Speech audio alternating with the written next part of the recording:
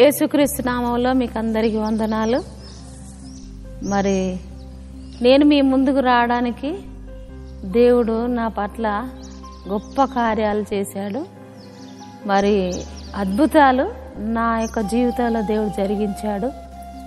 అవేంటో సాక్ష్యంగా నేను మీ ముందుకు మరి రావడానికి దేవుడు ఈరోజు సజీవురాలుగా నన్ను మీ ముందు నిలబెట్టాడు.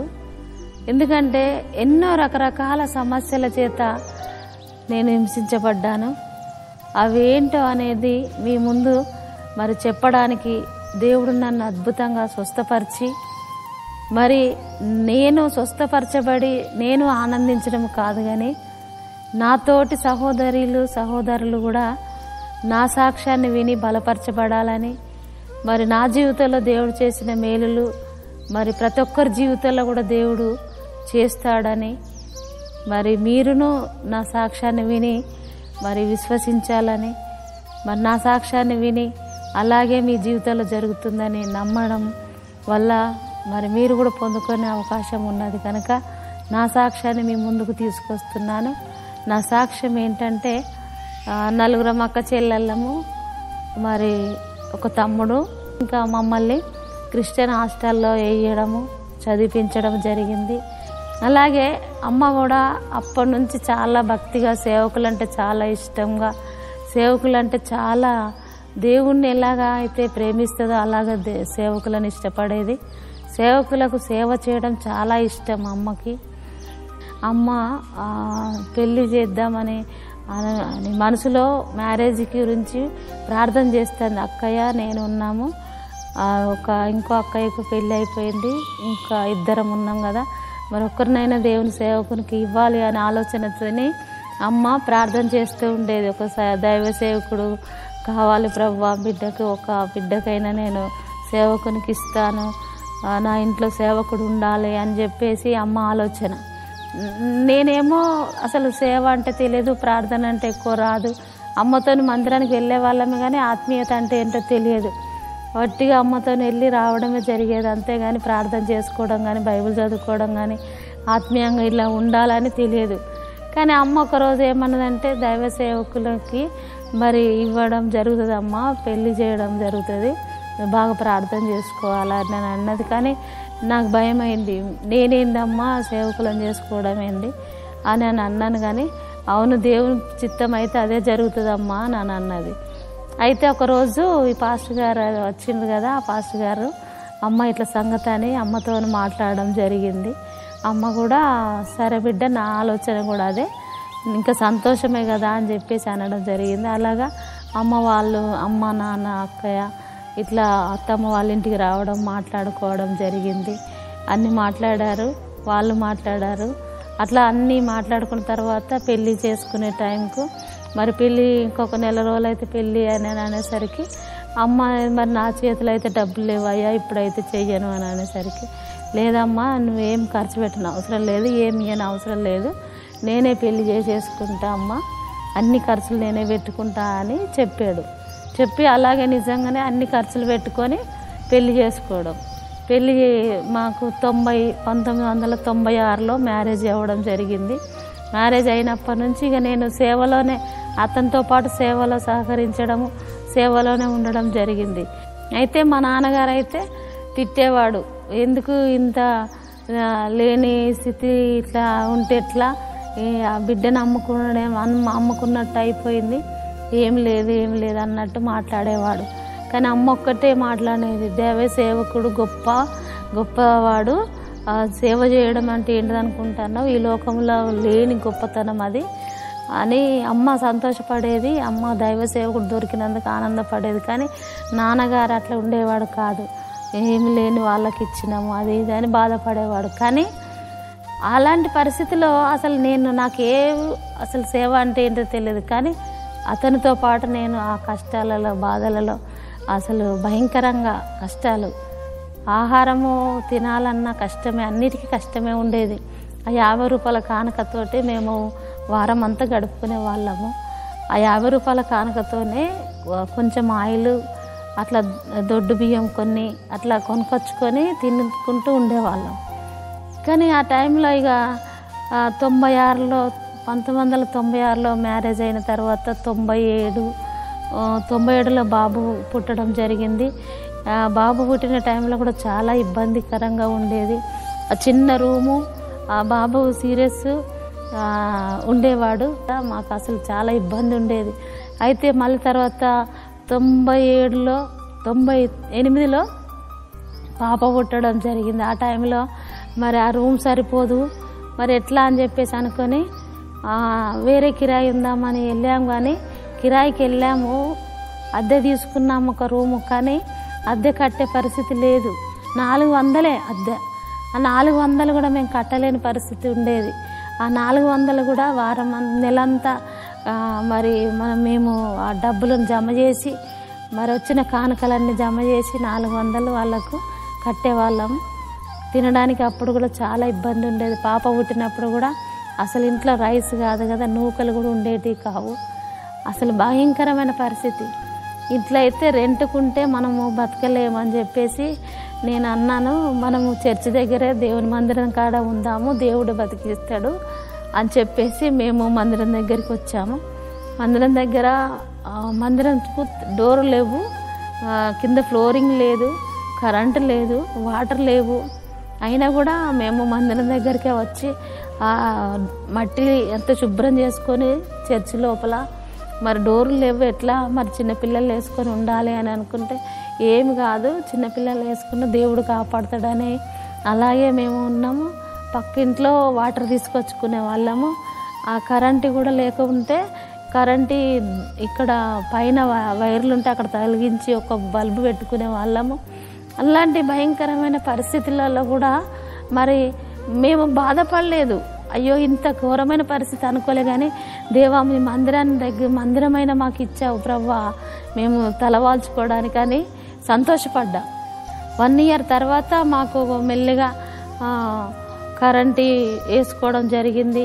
అలాగే మెల్లమెల్లగా మేము ఇంకా మందిరంలో ఉంటే కష్టమవుతుంది, డోర్లు లేవు కదా, చలి పెడుతుంది, ఎట్లా అని చెప్పేసి మేము పక్కన షెడ్ రేకులు, డాంబర్ రేకులతో షెడ్ వేసుకొని అందులో ఉన్నాం. అలాగా ఒక 10 ఇయర్స్ గడిపాము. ఆ తర్వాత ఇల్లు గురించి దేవుడు అద్భుతంగా ఒకరు సిమెంట్ బ్యాగు డబ్బులు సాయం చేశారు. అలాగా మేము డబ్బులు జమ చేసుకుంటూ మెల్లిగా ఇల్లు కూడా కట్టబడడం జరిగింది. 2010 వరకు కూడా చాలా ఆర్థికంగా ఇబ్బందులు పడ్డాము. అన్ని విషయాల ఇబ్బందులు ఉండేటివి.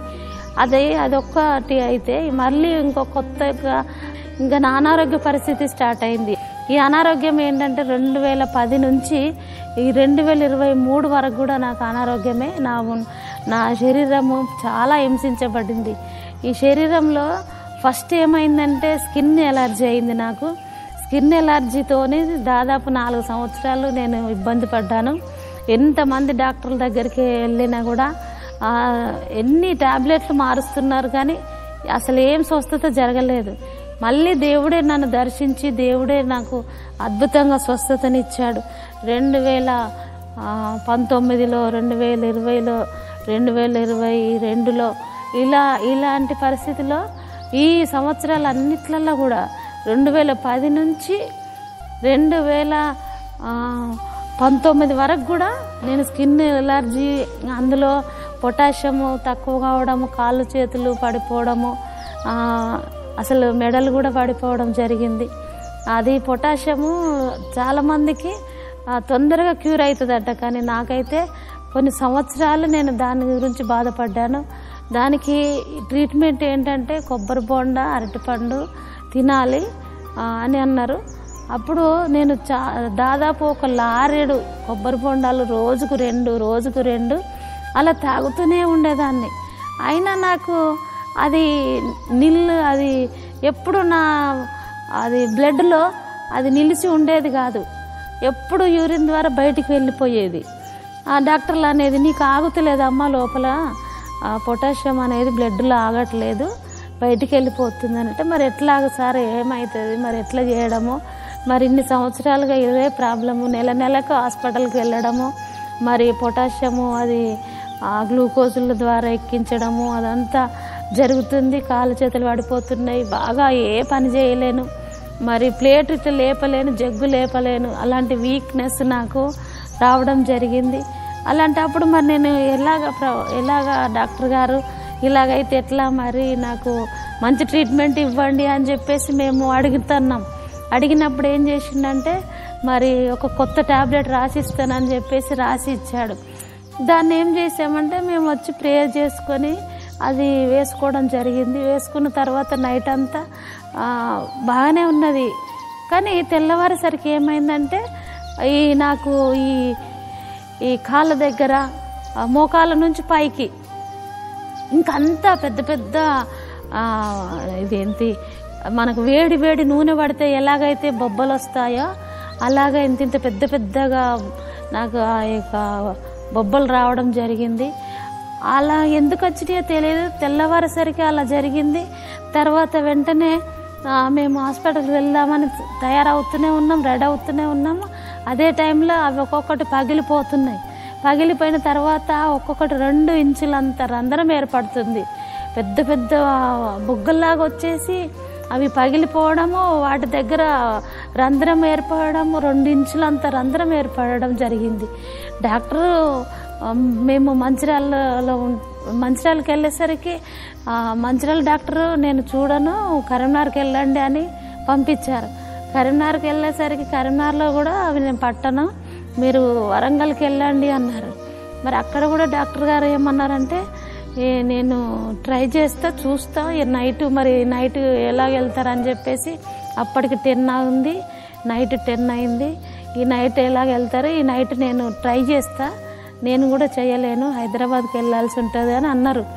కానీ ఎట్లా చేసి సార్ మాకు ఈ నైట్ మేము ఎక్కడికైనా వెళ్ళాలి, మీరే కొంచెం ట్రై చేయండి అని చెప్పేసి అనేసరికి సరే ట్రై చేస్తానని ఒక నైట్ గోళీ ఇచ్చేసి మళ్ళీ మార్నింగ్ రమ్మన్నారు.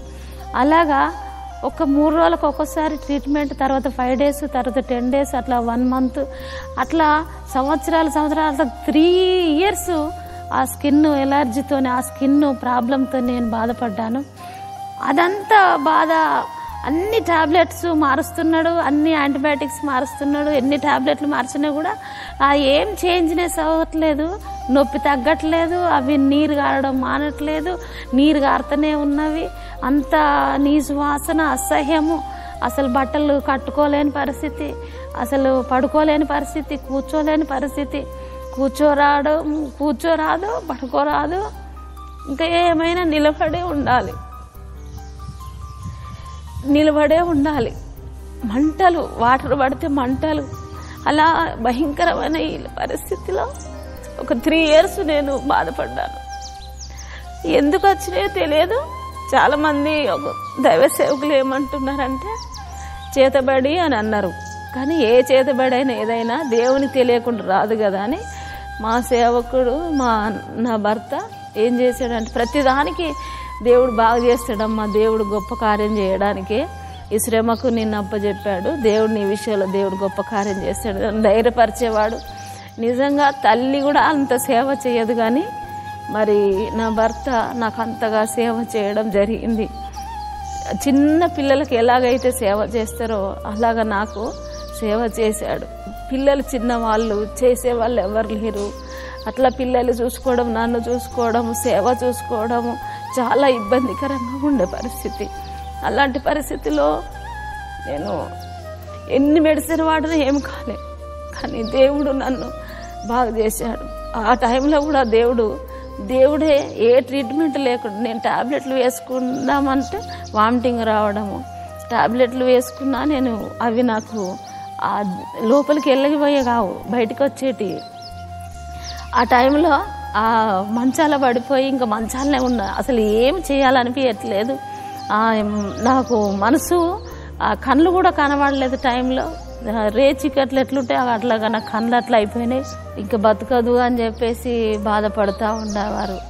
చాలామంది సేవకురాళ్ళు వచ్చి ప్రార్థన చేశారు.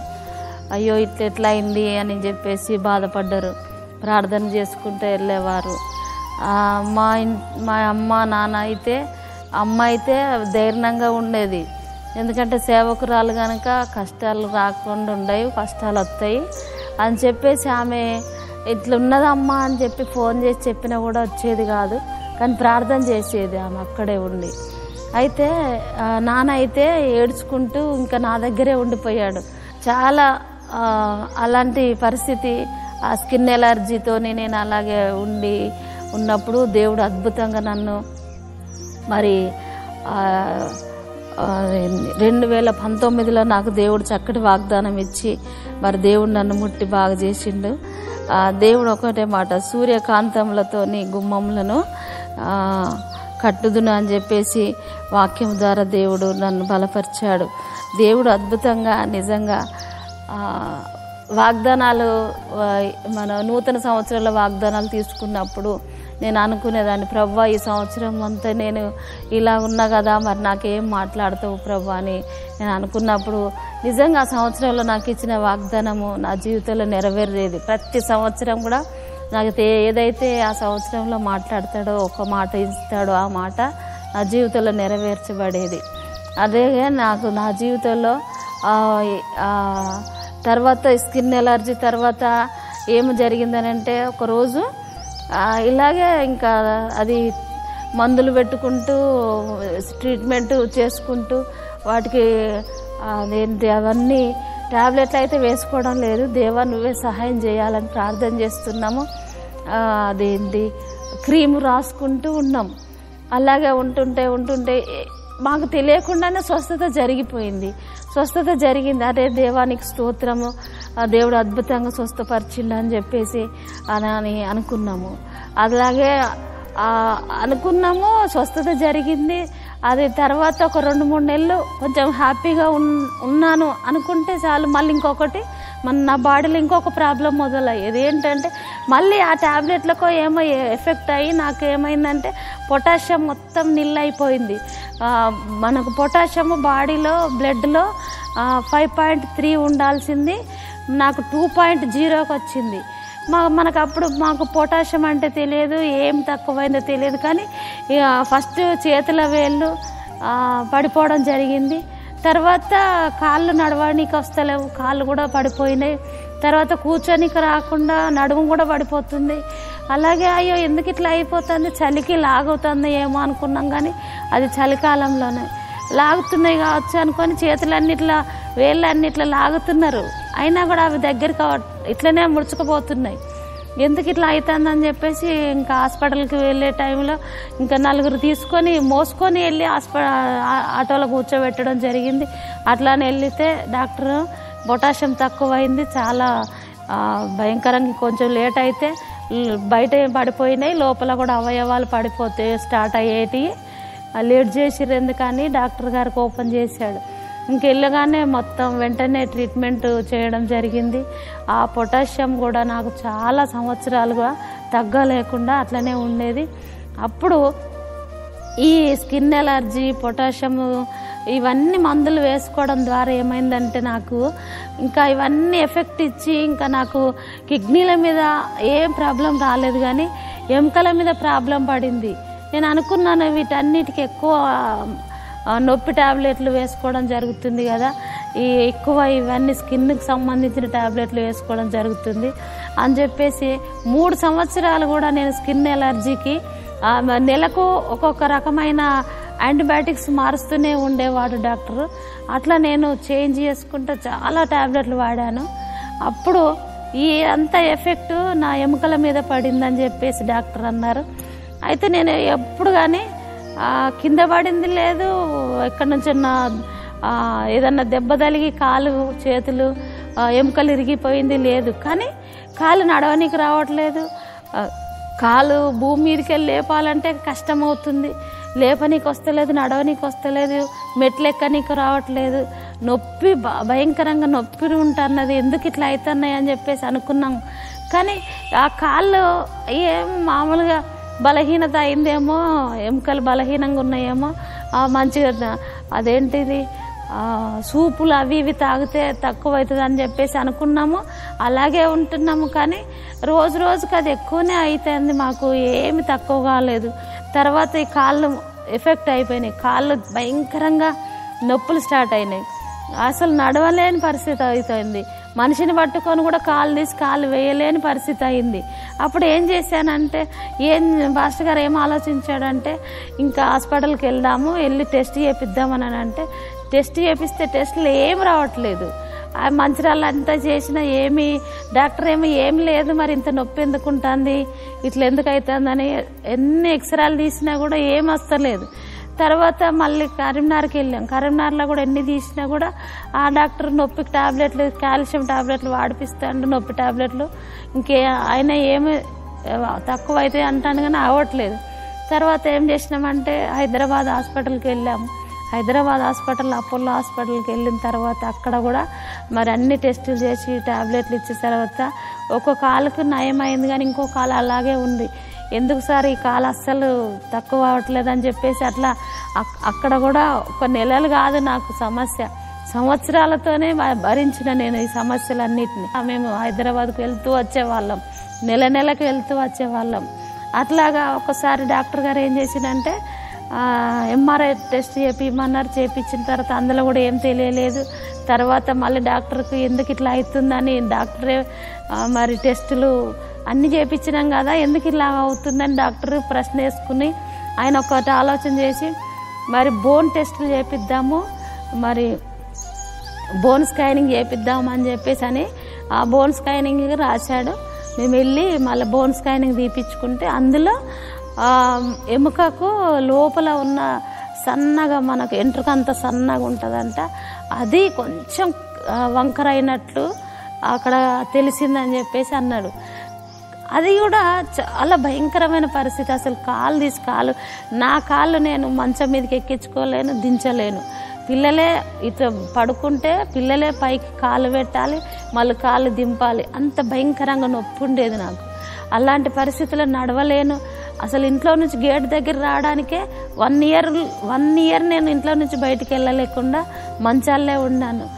2019 నుంచి ఈ 2020, 21, 22, 23 ఇన్ని సంవత్సరాలు కూడా నేను ఆ కాళ్ళ నొప్పులతో బాధపడుకుంటా ఉన్నా.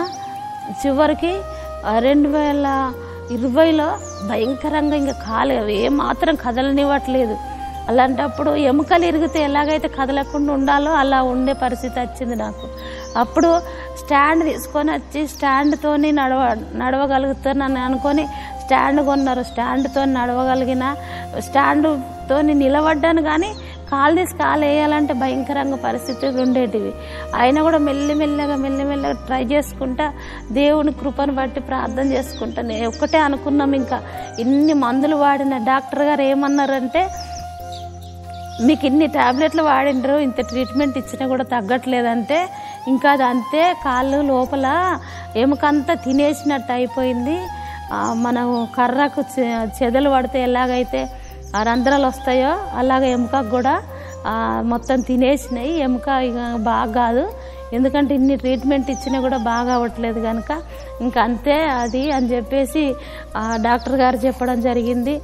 అలాగే ఈ డాక్టర్ ఇలాగంటాడని ఇంకొక హాస్పిటల్కి వెళ్తే ఆ డాక్టర్ కూడా, మీరు అమెరికాకు పోయినా ఇదే ట్రీట్మెంట్ ఇస్తారమ్మా, ఇంకా మీకు ఎముకలు మందులతో అయ్యేటిది ఏం లేదు, మీరు రాడ్స్ వేద్దాము, 2 కాళ్ళకు రాడ్స్ వేస్తాము, డబ్బులు తీసుకొని రండి అని చెప్పేసి అన్నారు. అన్న తర్వాత మేము అనుకున్నాము, అమ్మో రాడ్స్ వేస్తే ఎట్లా, రాడ్స్ వేయించుకుంటే అవి కూడా మళ్ళీ కొన్ని రోజులు పనిచేస్తే, అయినా దేవుడి కృప ఎట్లా ఉంటుందో, దేవుడి దయ, దేవుడు ఎన్ని రోజులు బతికించాలనుకుంటే అన్ని రోజులు నన్ను మంచాలుండి బతికించినా చాలు, కానీ నేను రాడ్స్ వేయించుకోను అని చెప్పేసి ఇంకా పాస్టర్ గారు నేను అనుకున్నాము. మనకు ట్రీట్మెంట్ పనిచేయదు, దేవుడు ఏదో అద్భుతం చేసేయడానికే ఇవన్నీ మనకు దేవుడు మన ముందుకు తీసుకొచ్చిండు. ట్రీట్మెంట్ అవసరం లేదు, ఏ మందులు వాడకుండా దేవుని వైపు చూద్దాం, దేవుడు ఏం చేస్తాడో చూద్దాం అని చెప్పేసి మేము అనుకున్నాము. అనుకున్న వెంటనే ఒక 1 నెల 2 నెలలకే స్టాండ్ కొనుక్కొని మెల్లగా ట్రై చేద్దాం నడవడం అని చెప్పేసి అనుకున్నా. మేము అనుకొని ప్రార్థన చేసుకుంటూనే ఉంటున్నాం, ప్రభువా నీ దయ నీ కృప, నువ్వు బతికిస్తేనే కదా మేము బతికేది. మరి నన్ను చూసిన వారందరూ కూడా పాస్టర్ అమ్మకే ఇట్లా అనారోగ్యం అయితే మేము ఎట్లాగో, మరి మీరు మాకు చెప్తారు కరెక్టే, కానీ మరి మీరే బాగా కావడం లేదు, మరి మాకెట్లా బాగా అవుతుంది అన్న పరిస్థితులు వాళ్ళు నేను మాట్లాడినప్పుడు నాతో అనుకున్నా కూడా వాళ్ళ లోపల మనసులో అలాగా ఉండేది. చాలామందికి నేను ఏం చెప్పలేని పరిస్థితిలో ఉండేదాన్ని. బయటికి ఏ ఫంక్షన్ కానీ ఏ మీటింగ్ కానీ వెళ్ళకుండా ఉండేదాన్ని. అట్లా చాలా మట్టుకు నేను ఇంట్లోనే ఉండి నడవలేని పరిస్థితిలో ఉండి ఎవరితో ఏం మాట్లాడాలన్నా కూడా భయం అయ్యేది. ఎందుకంటే నేను ఎట్లాగా ప్రభువా, మరి మీరు మీ దేవుడు ఏమాయా అని అంటారేమో, మీ దేవుడు గొప్ప దేవుడు అంటారు కదా, ఏమైందని అంటారు ప్రభువా, మరి నువ్వే స్వస్థపరచాలి, మరి నన్ను ఎందుకు ఇట్లా చేస్తున్నావు, మరి నన్ను గొప్ప సాక్ష్యం కోసం నాకు ఇది సెలవిచ్చావా, ఇలా శ్రమ పడడం, అట్లాగైతే సంతోషం ప్రభువా, ఈ శ్రమ నాకు నేను తట్టుకునే శక్తి నాకు దయచేయి, ఎన్ని రోజులకు నేను ఇలా ఉండాలో అన్ని రోజులు నాకు తట్టుకునే కృప దయచేయి అని ప్రార్థన చేసేదాన్ని. అందరి ముందు నన్ను సాక్ష్యంగా నిలబెట్టడానికి నువ్వు ఇది నాకు పర్మిషన్ ఇచ్చావు ప్రభా ఈ అనారోగ్యానికి అని చెప్పేసి నేను అనుకుంటూ దేవుని దగ్గర ధైర్యంగా ఉండేదాన్ని. కానీ ఒక్కొక్కసారి బలహీనం అనిపించేది. బాత్రూమ్కి వెళ్ళాలంటే చాలా గంట సేపు అడుగులు అడుగు వేసుకుంటూ మెల్లమెల్లగా వెళ్ళేదాన్ని. మెల్లమెల్లగా నడవడం స్టార్ట్ చేశాను. స్టాండ్ పట్టుకొని నడవడం జరిగింది. అలాగే ఇక మెల్లమెల్లగా స్టాండ్తోనైనా సంతోషంగా హ్యాపీగా నేను దేవుణ్ణి ఆరాధించుకొని దేవుణ్ణి గణపరిచేదాన్ని. ఈ పరిస్థితిలోనైనా నాకు ఇంకా స్వస్థతని ఇస్తున్నావు ప్రభా, నీకు వందనాలని దేవుని సన్నిధిలో మేము సంతోషిస్తూ ఉండేవాళ్ళము. అయితే కాలు తీసి కాళ్ళు వేయలేని పరిస్థితిలో మరి స్టాండ్ పట్టుకొని నేను నడవడము చాలా సంతోషం అయ్యేది. అప్పుడు దేవుని సన్నిధిలో మేము ఒకటే మాట, ప్రభువా పూర్తి స్వస్థతను నువ్వు కలిగిస్తావు, పూర్తి స్వస్థతను జరిగించడానికే ఇదంతా నాకు చేస్తున్నావు. ఈ కొంచెం ఒకటేసారి దేవుడు మా జీవితంలో నిజంగా ప్రతిదీ కూడా సంవత్సరం అంతట్లో ఒక రకమైన బాధ ఉంటుంది. మళ్ళీ కొత్త సంవత్సరంలో దేవుడు మెట్టుగా ఎక్కిపిస్తానని దేవుడు వాక్యం ఒకటేసారి మమ్మల్ని ఎప్పుడు ఆశీర్వదించలేదు. ఏది కూడా ఇవ్వాలన్నా కూడా ఒక 1 ఇయర్కు ఒకటి అద్భుతం, ఇంకొక 1 ఇయర్కి ఇంకో అద్భుతం, ఇంకో 1 ఇయర్కి ఇంకొక అద్భుతం, ఇట్లా మా జీవితంలో ఎన్నో మేలులను మేము పొందుకుంటూనే వస్తున్నాం. సేవ జీవితంలో, సంఘంలో కానీ, సేవలో కానీ, మరి మా కుటుంబ పరిస్థితుల్లో కానీ ప్రతిదీ కూడా మాకు జీవితంలో దేవుడు మెట్టు ఎట్లా ఎక్కుతున్నాము అనేది మాకు అర్థమవుతుంది. ఈ సంవత్సరం దేవుడు ఏ మేలు ఎక్కిపిస్తాడో, ఏ మెట్టు ఎక్కిపిస్తాడో అన్నట్లుగా మేము ఎదురు చూస్తాము. ఎందుకంటే నిజంగా ఆశ్చర్యంగా దేవుడు సంవత్సరానికి ఒక రకంగా మమ్మల్ని ఆశీర్వదిస్తున్నాడు. అయితే ఈ 2023లో అద్భుతంగా ఏ అనారోగ్యం, స్కిన్ ఎలర్జీ కానీ, పొటాషియం ప్రాబ్లం కానీ నా జీవితంలో, ఎందుకంటే దేవుడు ఈ శ్రమల గుండా నడిపించినప్పుడే ఆ యొక్క అనుభవమే చాలా గొప్పగా ఉంటుంది. ఎందుకంటే నా జీవితంలో కలిగిన వీటన్నిటిని బట్టి నేను ధైర్యంగా అలాంటి పరిస్థితిలో ఉన్న వారికి ధైర్యంగా నేను దేవుని గురించి చెప్పడానికి నాకు దేవుడు అది నేర్పించాడని నేను సంతోషిస్తున్నాను. ఎందుకంటే ఈ శ్రమను నేను అనుభవించకపోతే వాళ్ళకు చెప్పలేను కనుక దేవుడు ఆ శ్రమలో నన్ను అనుభవంలో నుంచి నడిపించినాడని నేను సంతోషపడుతున్నా, ఆనందపడుతున్నా. నిజంగా దేవుడు నన్ను ఎంతగానో ఇష్టపడి ఏర్పరచుకొని నన్ను ఈ లోకంలో రక్షించి మరి తన సేవ చేయడానికి కృపనిచ్చాడు. అదేవిధంగా అద్భుతంగా ఈ సంవత్సరంలో మరి మే నెలలోనే నాకు దేవుడు అద్భుతంగా ఎలా నడిచానో నాకు తెలియదు, కుంటుకుంటూనే నడుస్తున్నాను. ఒక మనిషిని పట్టుకొని నడుస్తున్నాను. మెట్లు ఎక్కడం రాదు. గేట్ దగ్గరికి వెళ్ళాలన్నా కూడా నేను ఒక్కదాన్ని ఫ్రీగా వెళ్ళలేను. ఎవరన్నా పక్కకు ఉంటే వాళ్ళని పట్టుకొని నడిచేదాన్ని. ఆశ్చర్యంగా మే నెలలోనే నాకు నేనుగా నడవడం జరిగింది. నాకు నేనుగానే స్పీడ్గా నడవడం జరుగుతుంది. అసలు ఎట్లా నడుస్తున్నానో నాకు తెలియట్లేదు. ఆశ్చర్యంగా నేను నడిచి వెళ్తున్నాను, మెట్లు ఎక్కుతున్నాను, కూర్చుంటాను. అసలు కూర్చోరాలేదు, నా కాళ్ళ మీద నేను కూర్చోలేను. అలాంటి పరిస్థితుల్లో కింద కూర్చుంటున్నాను, లేస్తున్నాను, నడుస్తున్నాను, పరుగెత్తుతున్నాను, ఎక్సర్సైజ్ చేయగలుగుతున్నాను. ఇంత గొప్ప కార్యం నా జీవితంలో చేసిన దేవాతి దేవునికి నేనేం చెల్లించగలను అయ్యా. నువ్వు నన్ను ఇంతగా నన్ను స్వస్థపరిచి నన్ను బాగా చేసినావు. నేను నీ సాక్ష్యంగా నేను ఉండాలి అని నన్ను ఇలా నిలబెట్టుకున్నావయ్యా అని దేవుని సన్నిధిలో నేను ఆనందిస్తున్నాను. మరి దేవుడు నిజంగా నా జీవితంలో ఎన్ని మేలు చేసిన దేవాతి దేవునికి మరి నేను ఎంతో కృతజ్ఞతరాలనగా ఎంతో దేవునికి రుణపడి ఉన్నాను. దేవుని సేవలో ఇంకా విరిగి నలిగిన మనసు కలిగి ఇంకా ముందుకు సాగాలని మా కుటుంబం గురించి, మా సేవ గురించి ప్రార్థన చేయండి. మరి దేవుడు నా పట్ల చేసిన గొప్ప మేలులను, గొప్ప స్వస్థతను మరి దేవుడు మీ జీవితంలో కూడా చేయాలని ఆశపడుతున్నాడు. ఖచ్చితంగా దేవుడు దర్శించిన వారికి, నన్ను ఆశ్రయించిన వారికి ఏ మేలు కొదవయ్య ఉండదు అన్నాడు దేవుడు. దేవుణ్ణి అడిగితే ఖచ్చితంగా దేవుడు మన పట్ల తన కృపను చూపిస్తాడు. తన చెయ్యి చాచి మనకు అద్భుత కార్యాలు చేయడానికి తన చెయ్యిని చాచి ఉంచిన దేవుడు కనుక ఆశ్చర్య కార్యాలు మన జీవితంలో జరిగించడానికే దేవుడు మనకు ఇలాంటివి వాటి నుంచి నడిపించి మనల్ని అద్భుతంగా సాక్ష్యంగా నిలబెట్టుకుంటాడు దేవుడు. కనుక నా పట్ల దేవుడు చేసిన ఈ మేలులు మీ పట్ల కూడా చేస్తాడని నమ్ముకుంటూ ఈ యొక్క చిన్న సాక్ష్యాన్ని మరి నేను ముగించుకుంటూ మీకు అందరికీ వందనాలు చెల్లిస్తున్నాను. దేవునికి స్తోత్రం, దేవునికి మహిమ. హల్లెలూయా.